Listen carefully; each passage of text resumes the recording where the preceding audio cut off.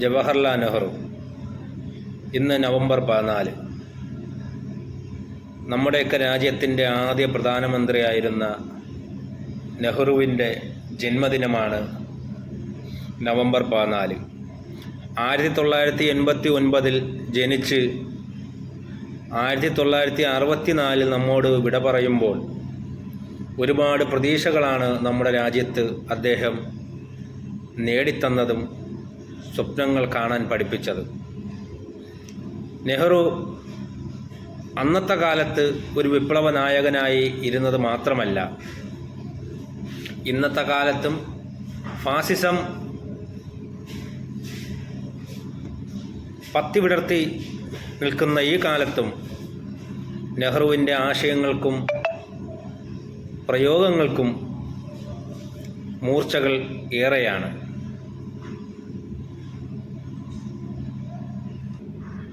ഇന്നും ലോകം ജവഹർലാൽ നെഹ്റുവിനെയും ഗാന്ധിജിയുമെല്ലാം സ്നേഹിക്കുകയും ബഹുമാനിക്കുകയും അംഗീകരിക്കുകയും ചെയ്തുകൊണ്ടിരിക്കുന്നതെങ്കിൽ അവരുടെയൊക്കെ പ്രവൃത്തിയും അവരുടെയൊക്കെ ത്യാഗങ്ങളുടെയൊക്കെ ഫലത്തിലാണ് ലോകം സ്വീകരിക്കുകയും അഭിമാനിക്കുകയും ഇന്ത്യയോട് പ്രതീക്ഷകൾ അർപ്പിക്കുകയും ചെയ്തുകൊണ്ടിരിക്കുന്നത്.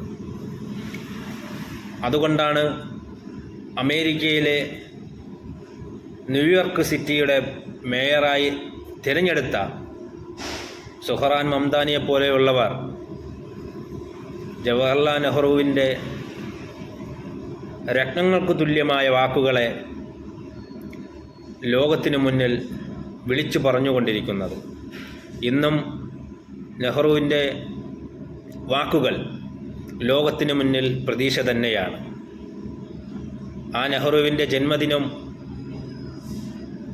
ഇന്ന് നാം ആഘോഷിക്കുമ്പോൾ അദ്ദേഹത്തിൻ്റെ വാക്കുകളും പ്രവൃത്തികളുമെല്ലാം എക്കാലവും യുവതലമുറകൾക്ക് സ്വപ്നങ്ങളും എല്ലാ കാലത്തും ഫാസിസത്തിന് കണ്ണിലെ കരടായിട്ടുമാണ് നെഹ്റുവിൻ്റെ ജീവിതവും വാക്കുകളും